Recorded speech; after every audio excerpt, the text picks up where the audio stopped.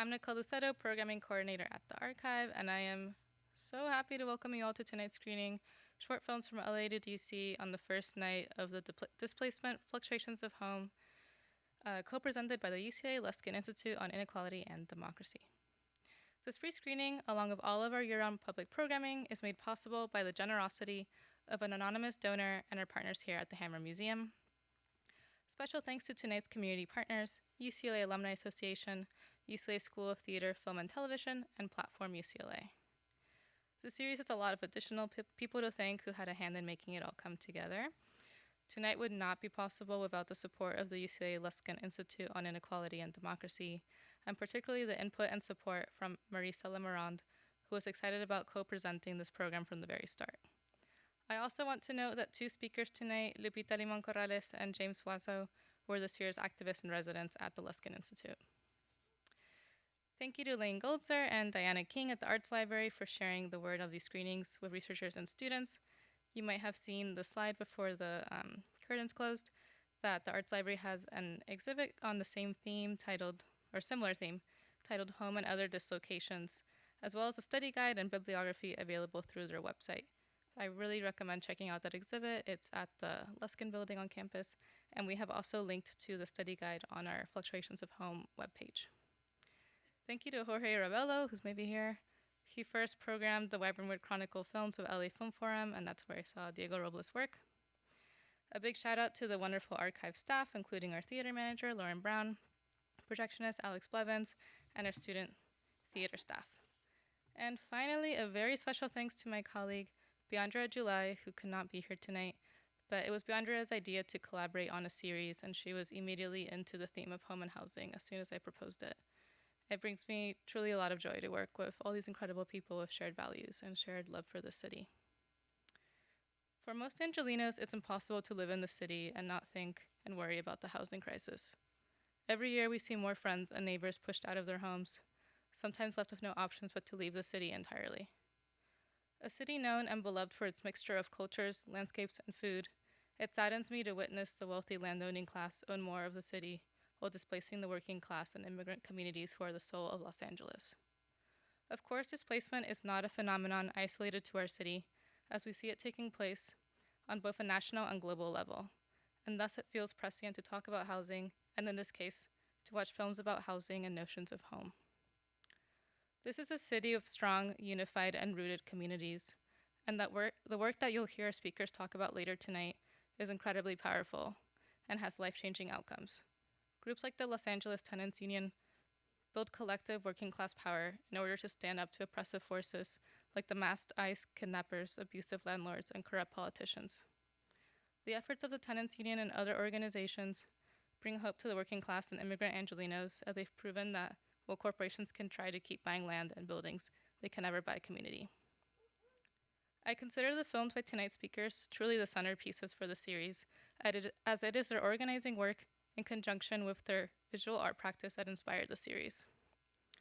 We'll be watching two shorts made by UCLA alumnus Diego Robles and the Los Angeles Collective Media, along with the residents of the Boyle Heights Wyvernwood Garden apartments, which portray what collaborative film projects with a communal goal can look like. Lupita's first film, The Need for Roots, documents her home and neighborhood in Victor Heights as it changes and continues to be threatened by gentrification. And the first two shorts tonight are by UCLA alumni Shirikaina Aina and Charles Burnett. Shirikaina Aina's Brick by Brick documents the struggles of Black residents in late 1970s DC to remain housed. Though filmed 40 plus years ago, we see many of the same tactics used today to push out low-income families from their homes. In Charles Burnett's narrative short, When It Rains, both humor and drama are used to convey the complexities of asking your neighbors for support. Next weekend, Fluctuations of Home shifts its focus to Miami. On July 18, we screen Moonlight and Raising Liberty Square, and finish with a conversation with Moonlight co-writer Terrell Alvin McCraney and Raising Liberty Square director Katya Essen. The following day, on Saturday the 19th, we screen two films by Palestinian directors who trace their families' exile and displacement from their homes, Measures of Distance by Mona Hatoum, and Bye Bye Tiberius by Lena Sualem. And the series finally closes on August 17th with two films by Ephraim Asili, Kinda, and The Inheritance. And Asili will be here in person for a post-screening Q&A as well, so please come back for all of these events. The total runtime of tonight's screening is about 70 minutes, and afterwards we will be joined by two of the evening's filmmakers, Diego Robles and Lupita Limón Corrales, who will be in conversation with James Suazo, so please be sure to stick around for that. You're welcome to take photos or videos before and after the screening, but please silence and put away your phones during the films. And for updates on upcoming films in the series and other series, visit cinema.ucla.edu. But before we begin, we are so happy to have Lupita Limón Corrales share some poems, so I'm going to introduce her. Lupita Limón Corrales is a poet, artist, organizer, and language interpreter. Born in Sinaloa, Mexico, and raised in the San Gabriel Valley, she comes from a long line of arboleros, theologians, homemakers, peasant farmers, criminals, factory workers, and cashiers who party on the weekend. She is the founding member of the Echo Park Loco of the Los Angeles Tenants Union, organized by struggles to end rent evictions in Los Angeles and defend the caretakers of the oldest house in the neighborhood. Her writing can be found in dozens of zines and handmade books, on Dublab and Lower Grand Radio, and in Dryland, Protein Magazine, Long Reads, Street Views, and Huizache. Her first full-length poetry book, Esta Boca Mía, was published by Noé Press in spring 2024. Please join me in welcoming Lupita to the stage. Hi, everyone. Good evening. It's an honor to be here tonight. This is probably one of the most normal things I've done in a few weeks. And my friends were like, this is not normal. I'll read a few poems before we watch the films. Divinity's Guests. In Los Angeles, I've seen bulldozers and fences terrorize the poor.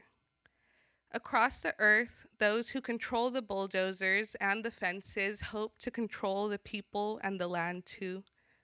But a mother in Gaza reminds us, even as the sky is forced to drop their bombs, that there is no God but God. In this war against children, against fathers who survive being children, in this war against olive trees and bakeries, libraries and poetry, in this war against the living, I take my position on the side of eternity. Como perro sin dueño. After the divorce, my mom moves into the party supply store. She bathes in a storage box with an electric tea kettle and does her evening stretches between the piñatas. In the mornings, she cleans the spinach plant where her primas in quality control wear lab coats and goggles and where nobody speaks English.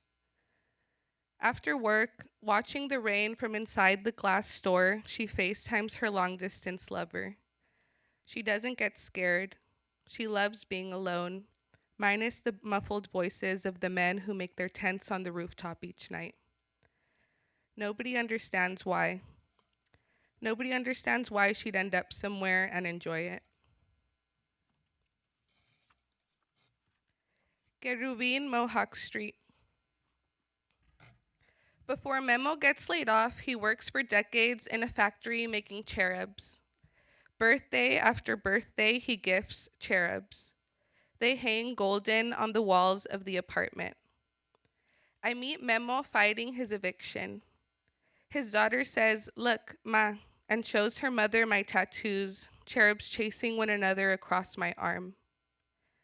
The morning of the march, Lulu prays, and it's God who lights the concrete path where she blocks traffic, like it was God who taught her to flip tables.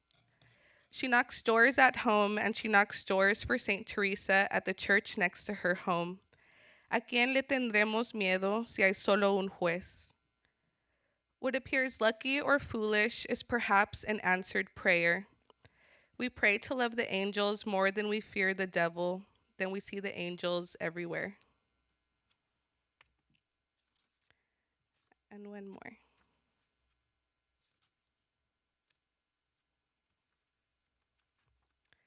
Earth Debt. The spider's web is a home and a trap. Tommy Orange. My home is my home and my cashier's check. Each hour I spend working to pay for the roof over my head, which leaks, by the way, every time it rains, is an hour I don't teach my children how to swim, watch the agave plant grow its death spear, or allow myself to feel outrage for the stillborn world. Every hour I spend indoors is an hour I don't spend outside with the breeze and the butterflies. I mean, burnt and dehydrated as the sun boils concrete. If I work hard, maybe I deserve it. God forbid I miss the paycheck and fall ill in the death trap we've made of Mother Earth. If it's illegal to exist in public, then it's either jail or haunt the vacant houses. If I lose my home, why don't you share the street and sky? There are no human rights, but there are human obligations. You pay your landlord's debt when your neighbor is yours to keep. Thank you and enjoy the films tonight. So now to introduce our other guest speakers for tonight's Q&A. Diego Robles is an artist, educator, filmmaker, curator, and writer-researcher inspired by independent film, video stores, public libraries, comics, live and recorded music. He currently teaches art education, history, theory, practice, and internships for artists and designers at San Diego State University, as well as creativity, imagination, consciousness, and Chicanx art for students of all majors at California State University, San Bernardino. Since 2015, he periodically collaborates with the Academy of Motion Pictures Arts and Sciences oral history projects, and since 2023, he has been programming and moderating for Los Angeles Film Forum. In 2025, he began Espirar Collective, where he organizes, curates, and programs recent alternative cinema, while also conducting workshops that develop communities of practice that spotlight stories on the margin. He is currently an artist in residence at the Santa Fe Art Institute's family residency with his partner and daughter. And our evening's moderator, James Suazo, is a 34-year-old reader, writer, organizer, and abolitionist who identifies as queer, Latinx, and Hirakia Apache. James was born, raised, and politicized in occupied Tongva and Chemen land, known as modern-day Santa Ana, California, and has lived in Long Beach since 2011.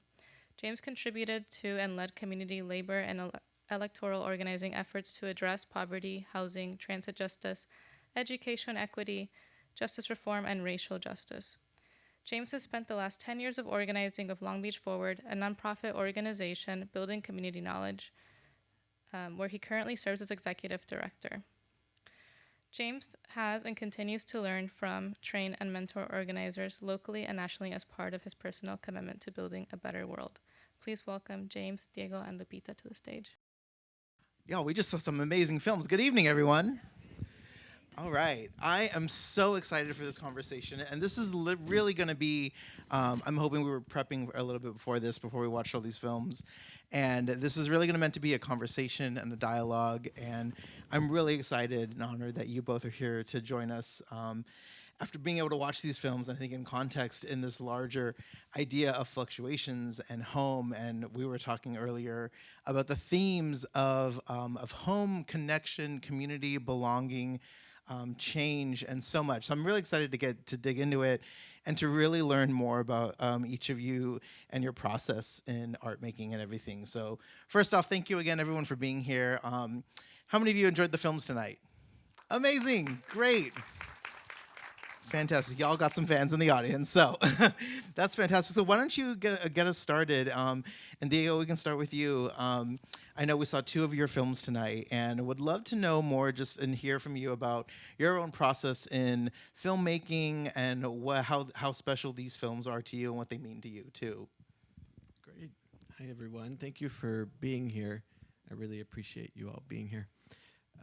Also, I'm very nervous because this is a huge honor for me. This is the first art museum that I ever went to in my life when I started UCLA in 2002. So it's a lot. Well, welcome back. And 23 years later. So these films are very important to me. They're foundational in my life, and but more than that, they're very important, I think, for the city, for the and there's a couple residents here today from Wyvernwood, Beto Mojica and Maggie Mojica. Thank you for being here.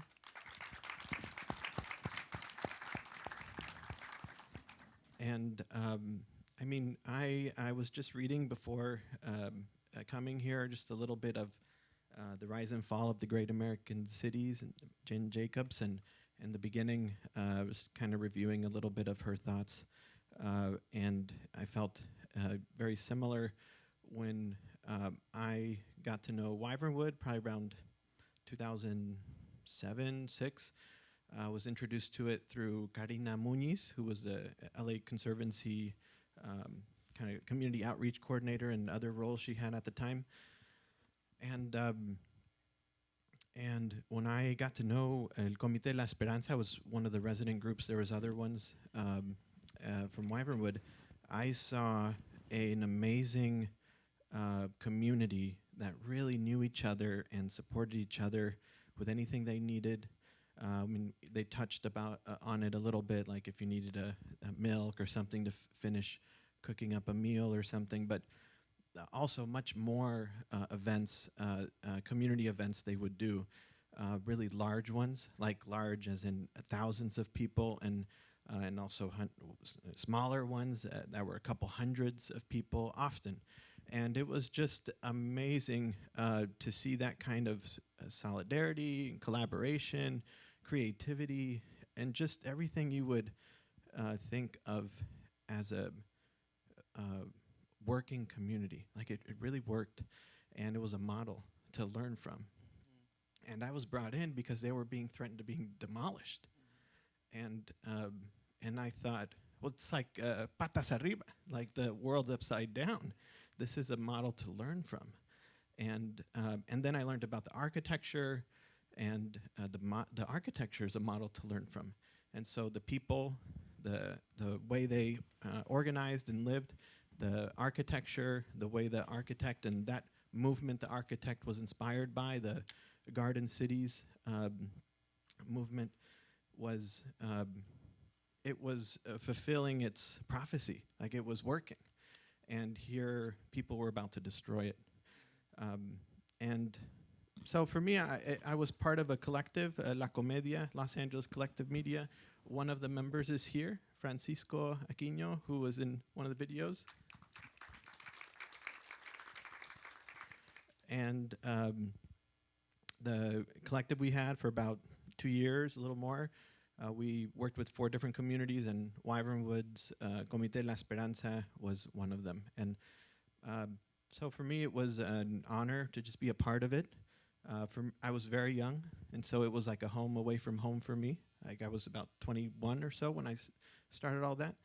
And I'm from the border, from San Diego, Tijuana, and I also grew up in Texas, in Houston, and so for me, it was like just an honor and a privilege to be with them, and also a lot of feelings of home and but also like I wrote this down because at the time, one of the things that was driving me was the way aesthetics is heightened by politics, and in their case, also spirituality, and it was like they had all three. And I didn't see that in many places. And I think that kind of spirituality the community exhibited to me was heightened by politics and aesthetics. And the politics was also heightened by art and by their spirituality. So it was a lot. I don't think I thought about it much. We were just in action. And so we were with them at least 2 years, about once a week, sometimes more when we were finishing.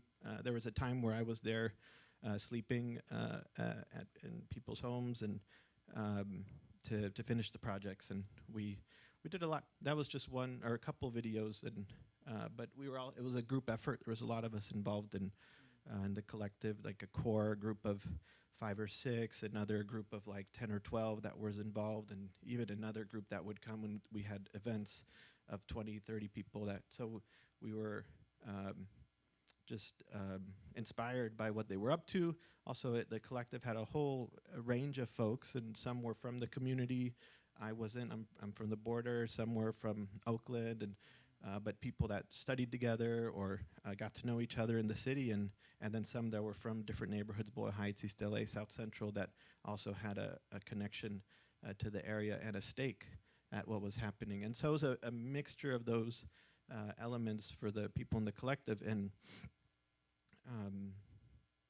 yeah, and that's just a couple. And the videos are very much made with the residents.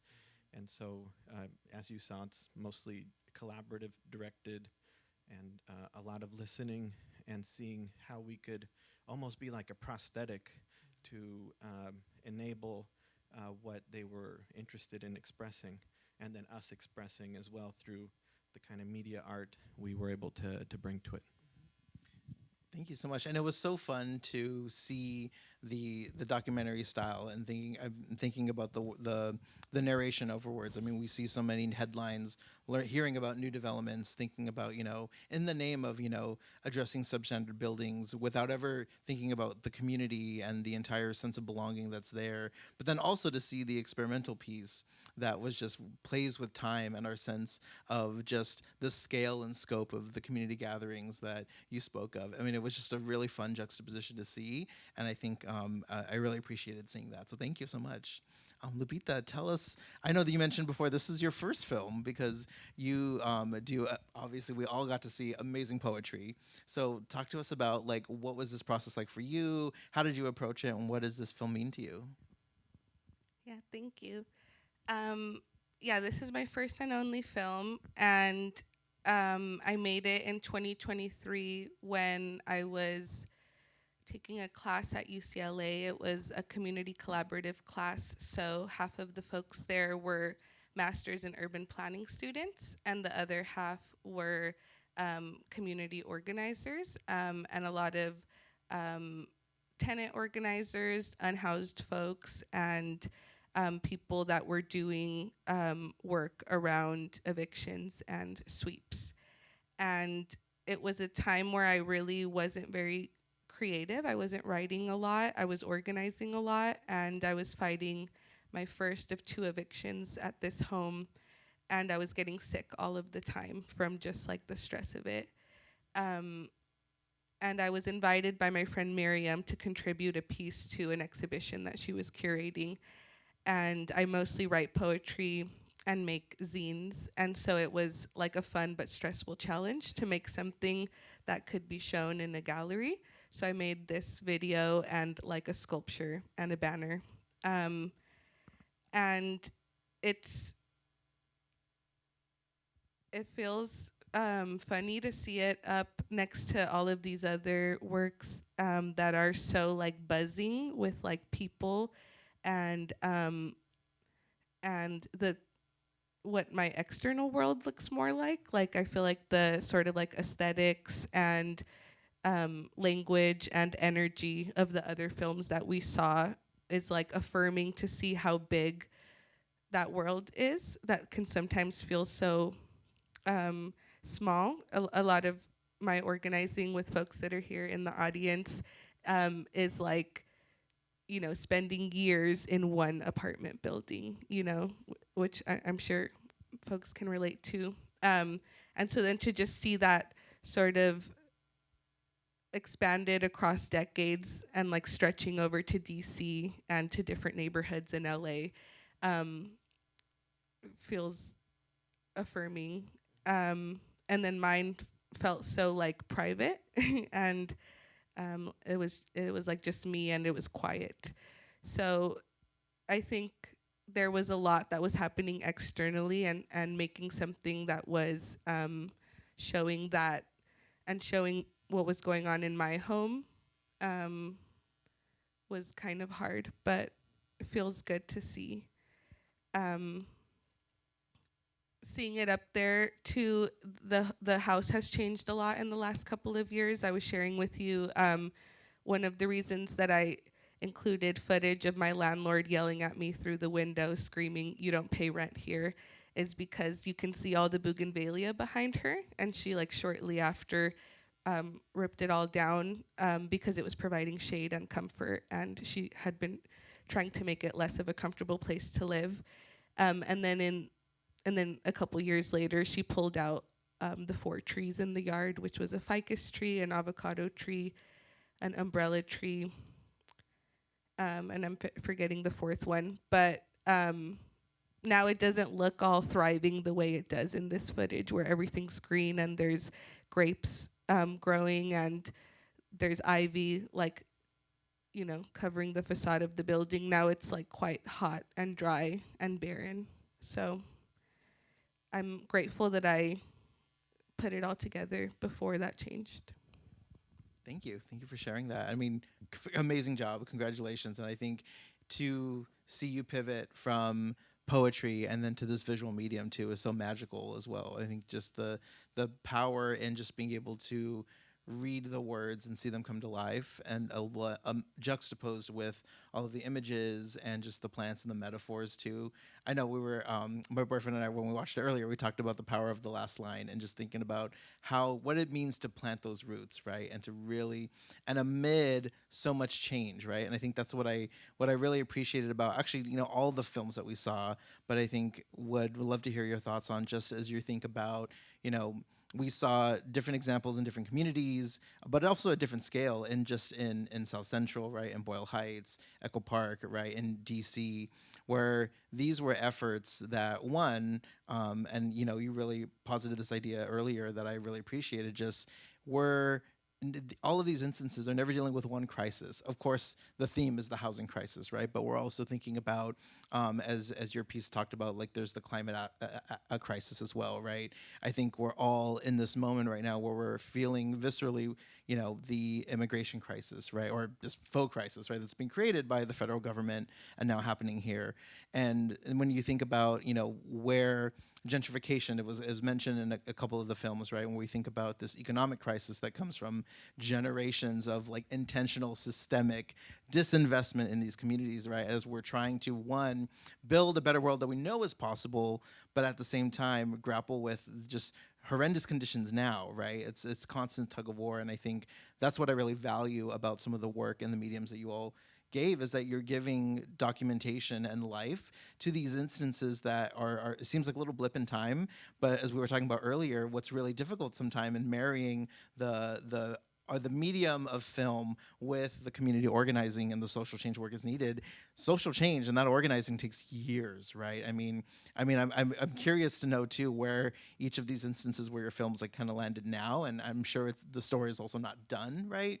But I think this idea of time and space, and that's why I really loved the experimental piece, just to really play with this idea of even all of these relationships that we're seeing come together take so much time. And earlier we were talking too about the need and desire for having it be multi-generational, right? And I think that's sometimes something we lose so much too. So I would love to hear your thoughts just thinking about like time, thinking about space, and just how these films and these moments really be able to tie all of that in to be able to help us understand, even though we may not understand the world of organizing, right? And just all the work that it takes, and even just you said like focus on that one building, yet has impacts across the city, right? When we think about how we fight rent evictions, how we fight for tenants' rights, for people's, to see housing really as a human right. So just would love to hear your thoughts just on that, if you want to start.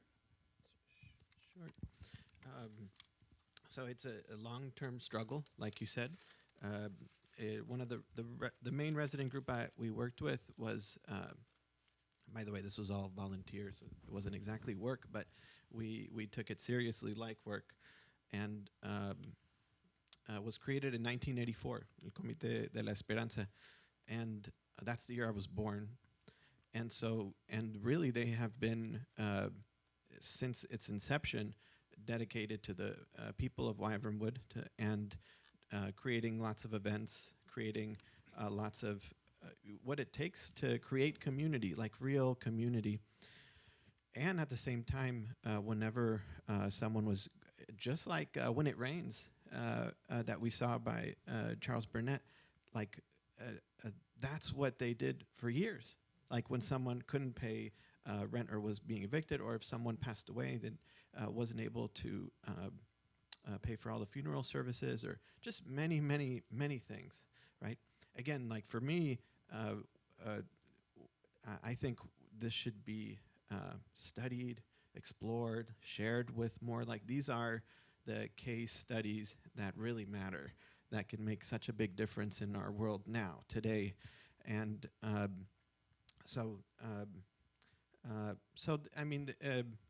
that's the organizing that happens over time, and the struggle, and then when the struggle became also that they're going to all be displaced, right? It's almost like they took that same kind of strategy, but on a citywide level. So just like you would, like when it rains,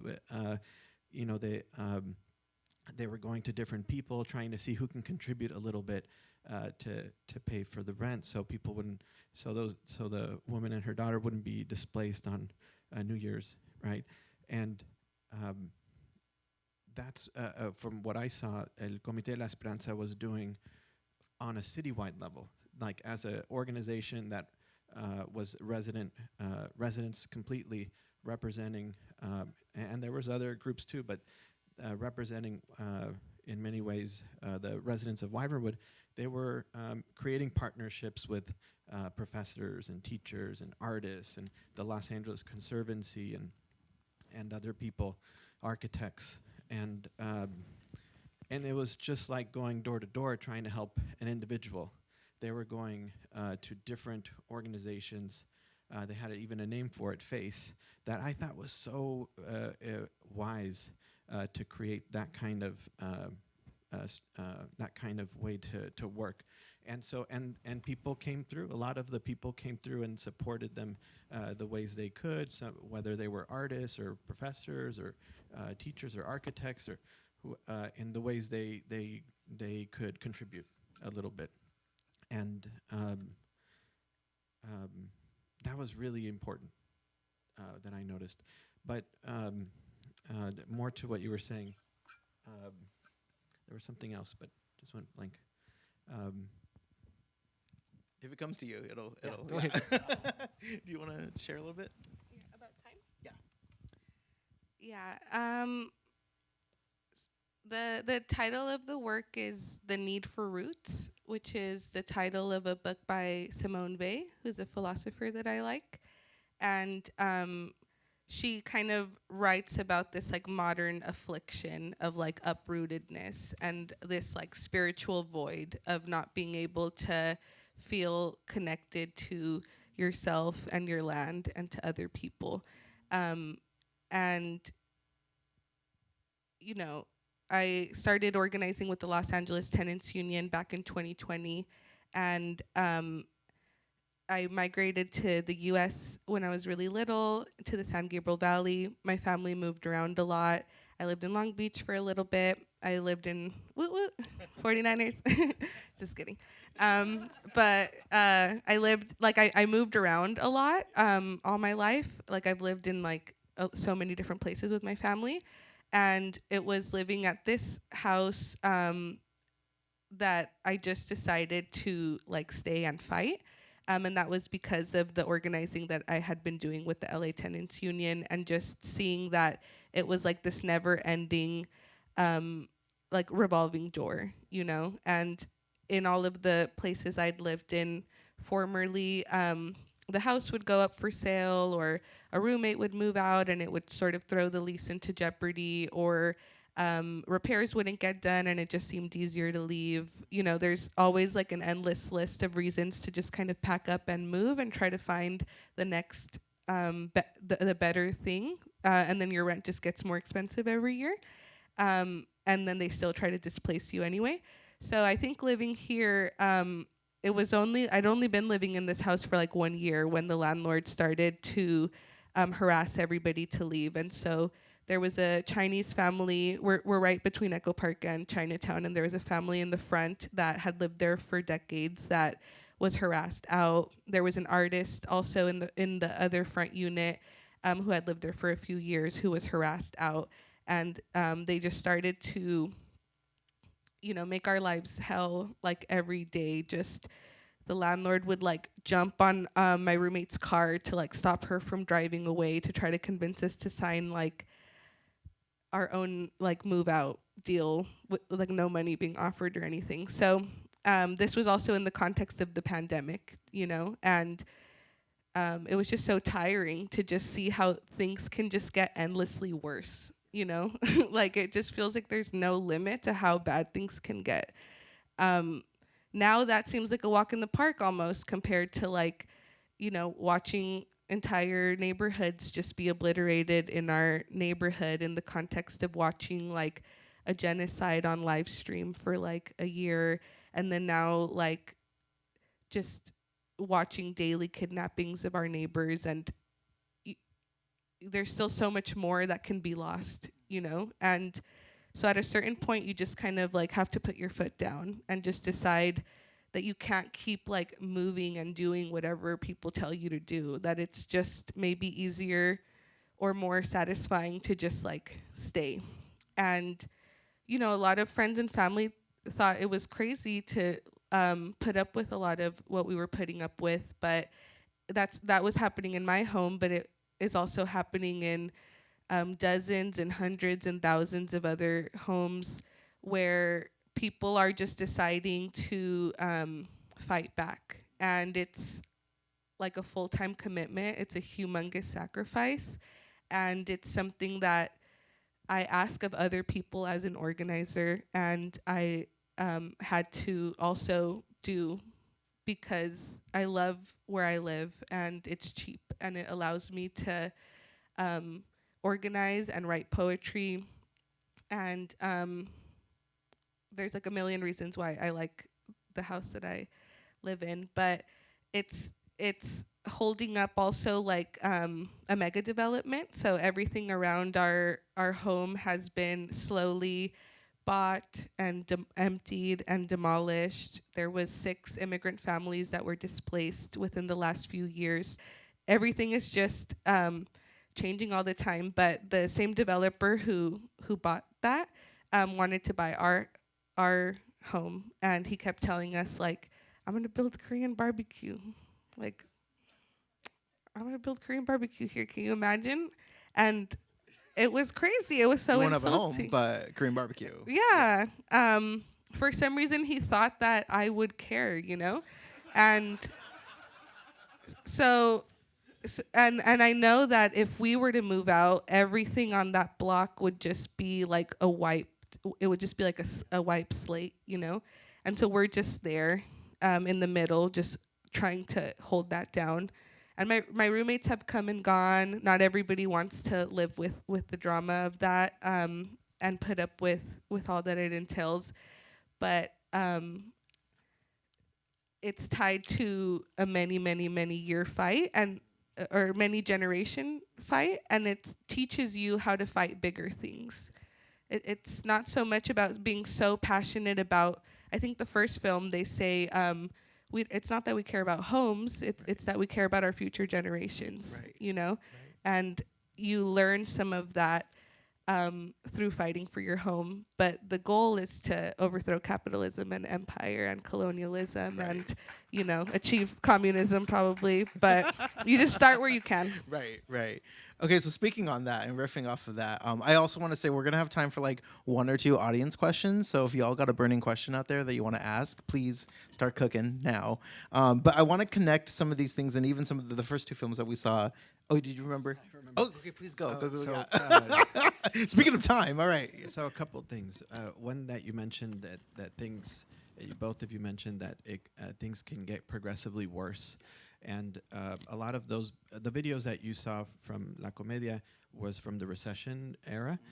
That's mostly when we were making things together. And things have gotten progressively more challenging for people in Wyvernwood. And so I think part of, one thing is one of the videos had a phone number and email you can call. The Los Angeles Conservancy and others are still involved in that struggle. So it's ongoing. Again, this is like multiple generations at this point. And the other thing that you were mentioning too was at the same time that there's this progressively worse happening, I think there's also the ability to reimagine the state of things, right? In particular, when things are getting much worse, like now, right? And people being afraid to come out of their home, and people being just seriously almost quarantined, like the pandemic, but now because of political reasons. So we're in a politically repressive reality. And I think my takeaway, one of the takeaways I had with the community, there was a song at the experimental one you were talking about. At the end of the song, it says, "Come with us to walk and create a new world," and that's part of a old multi-generational approach, I think, to building culture and community, and just this last part with that film in particular, that was kind of a little more experimental. What we wanted to do was the resident, one of the residents and members of Comité de la Esperanza, Rasto Arenas, I had this amazing experience at his home one day when I was eating with them, where there was multiple languages happening.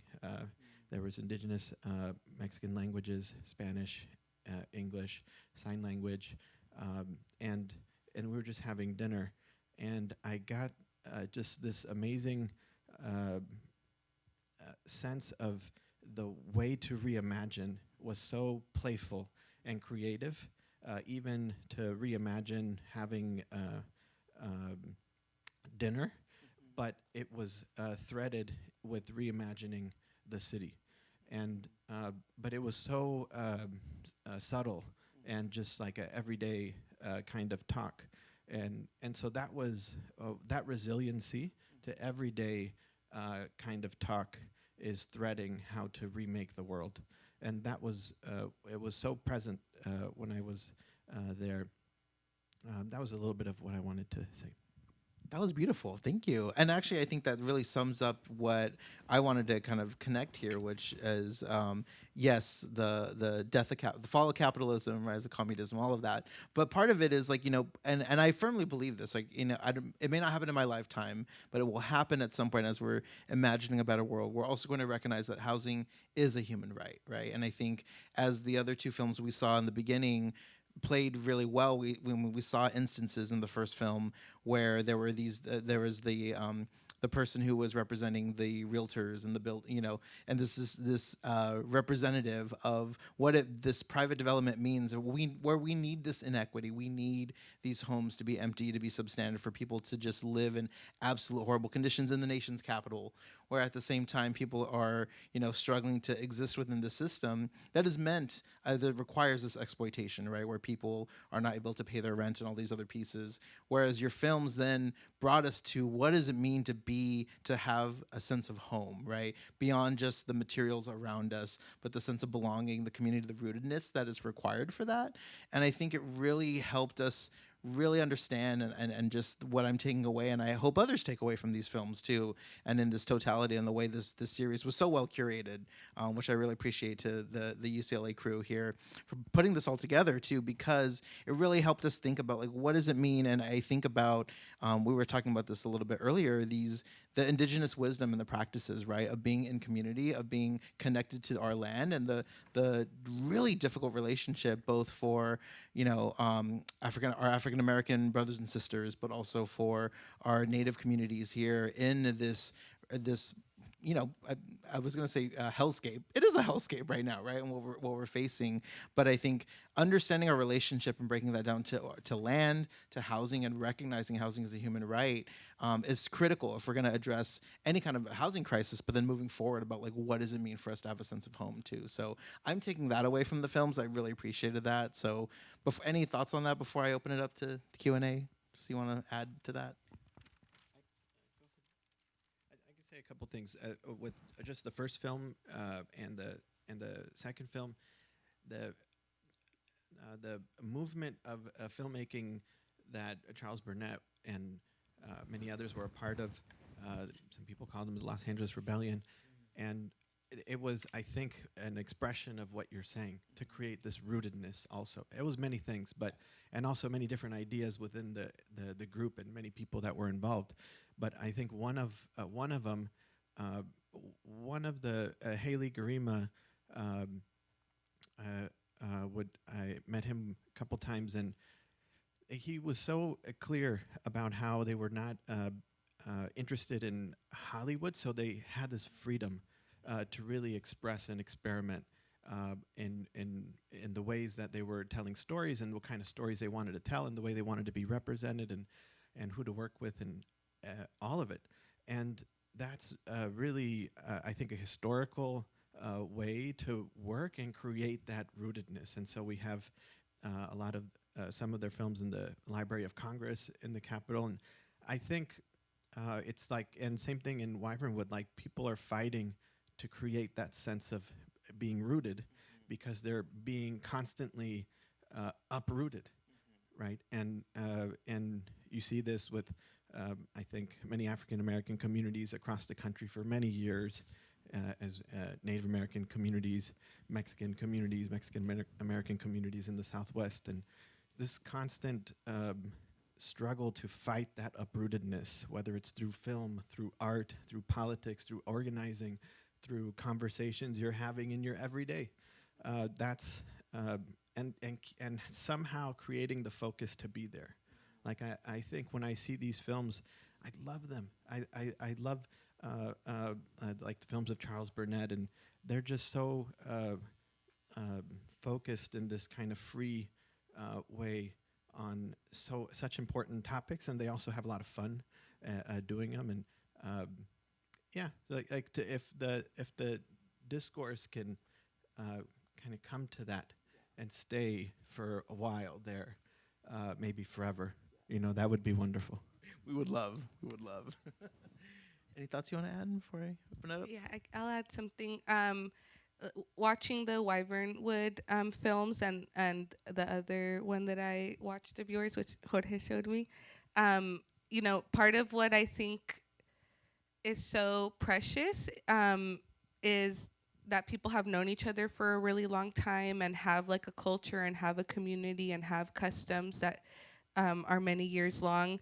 And when you find that still in LA now in 2025, when so much of that has been like systemically destroyed, I think in the first film they describe it as a genocide, the displacement of people in our cities.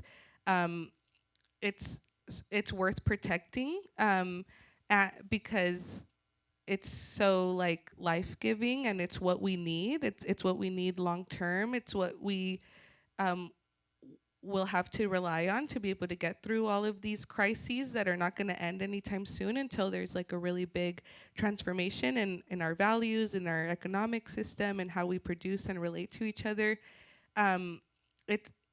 It reminds me of just a lot of the organizing that I'm a part of, and the most successful organizing is in the buildings where that still has not been like destroyed, where people have known each other for a long time and are willing to fight for one another. And so what we're seeing in a lot of these films is we see like the struggle and the hardship and the violence and indignity of it. And those are the tools that are destroying what we need and what is life-giving. Amazing. Thank you both so much. I think we have time for like maybe one question from the audience. 2? Okay. 3? Okay. Any questions from folks in the audience? Absolutely. I think we have a mic coming right now just so we can make sure that everyone hears. So right behind you. Perfect. Hello. So just to add, the fight for Wyvernwood lasted 15 years, and the community won. So that's first thing. And something I wanted to add is that towards the end of the fight, some experts were able to come to our house, and they talked to us, and they said, if you guys would have lost, the whole scene of Los Angeles would completely have changed, completely. There were so many more projects that were just waiting for that to happen. If it was a $2,000 investment on the destruction of a community. So if that would have happened, many other much smaller projects would definitely have happened. So the whole city would have changed. So thanks to that, the help of Diego and everybody else who helped the community, we won. Thank you. Amazing. Thank you for sharing that. Yeah. Just and thank you, Beto. I think the other fight that's not really articulated, that's very present with all the films, is also to not have your future uprooted, right? Like they're very present of the future happening now, right? And so their fight is in the present, but it's just like Beto said, that would have created this domino effect to displace way more people. And so, and they were very, very present of, and I learned this so much from them, of others, right? They're fighting for their community, they're fighting for their homes, but they're very, very aware that they're just, they're a metonym. They're just a stand-in for many, many people. And so if they are able to be the front lines, they were able to then keep so many others from being displaced. And that was, so again, it was threaded in like a everyday conversation all the time. It was that kind of almost like oxygen when you're with them and they're talking about it. Amazing. Do we have any other question from the audience? Anyone else? One question. All right. Mike is coming to you shortly. We'll take this last question and then wrap up for the night. Thank you very much. This thing on? Cool. Hi, this one's actually for Lupita. I noticed that you had a very personal relationship with your video, and you talked about also having a personal relationship with the earth. I thought there was a really cool allegory that you had between displacement and vitality, where when the trees were ripped out, you noted it with your kind of progress and your ritual that you have with the earth every day. I'm just curious, how did you develop such like a personal relationship with the earth? I was born on it. Just kidding. I would say it's not as personal as maybe I would like for it to be. There's like real political and material reasons to think of trees in that way, you know. There was another home that I lived in where there was 6 fruit trees in the backyard that had been planted by a botanist that had lived there decades prior. And all of those were pulled out to build a swimming pool by the new owner. And I wrote about that. And then a researcher took my more personal writing and kind of applied it to his research about trees and about what a nuisance they become, because they're like this like massive, like labor-intensive, time-intensive like marker that it's an inconvenience because it doesn't give you full control, because it kind of commands its own control and its own life and needs. So yeah, I hope that answers the question. Yeah, Amazing. Thank you very much. All right. So I know you mentioned. There's one more. Okay, one more question? Yes. Oh, yeah. Let's do it. Thank you for catching that. Hi, good evening. I get conservancy emails, invites all the time, and seems like within less than the past 6 months, I saw something.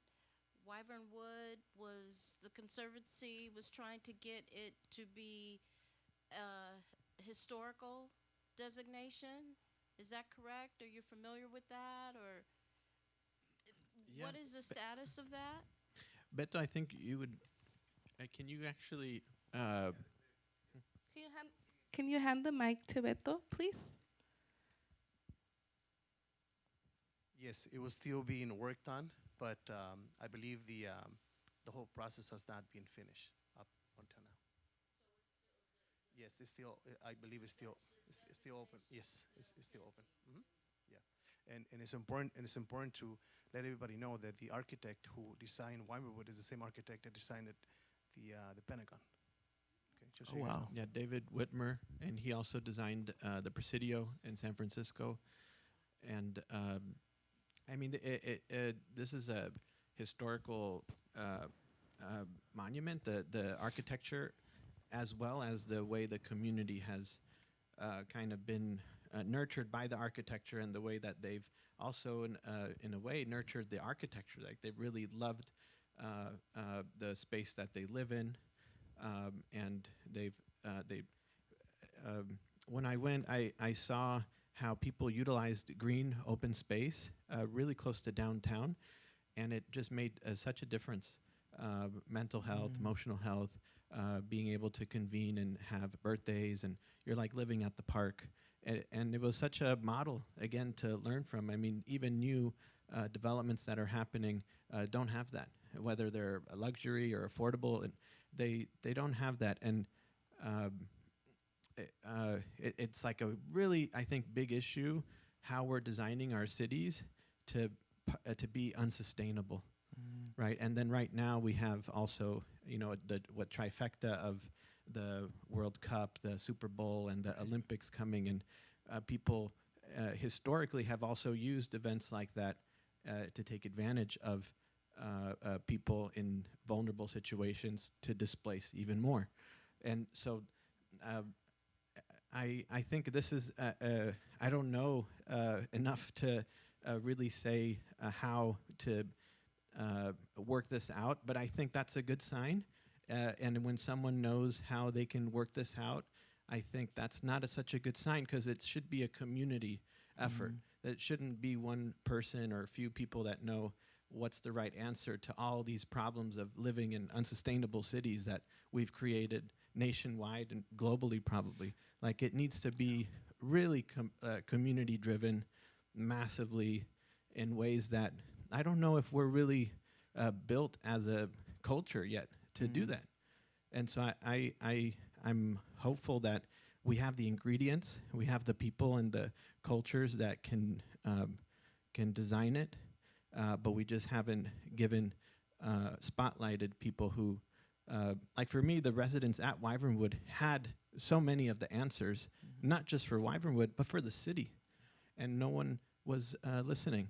If anything, they were about to destroy it and have it be dispersed, all that knowledge and wisdom, right? Like, it's people being dispersed, it's the historic buildings being demolished, but it's also that stuff that's hard to measure, experience, wisdom, being dispersed, like evaporated. And that's the stuff that is so precious to try to share with others. Yeah. Thank you so much. So we're at the end of, we could probably keep going on and on, but we're at the end of the time for our panel. I know, so there's still some work and organizing from the LA Conservancy and with the residents at Wyvernwood around making sure that the site is preserved. Where can we find these films to be able to share the story and like the fact that the organizing works, and that we were able to save this historic home? Where can people find any other calls to action that you want to share? Yeah, Wyvernwood has Los Angeles Conservancy has an active page, contact information. These films are online. Great. And there's a lot of resident generated activity that you can get involved and support with.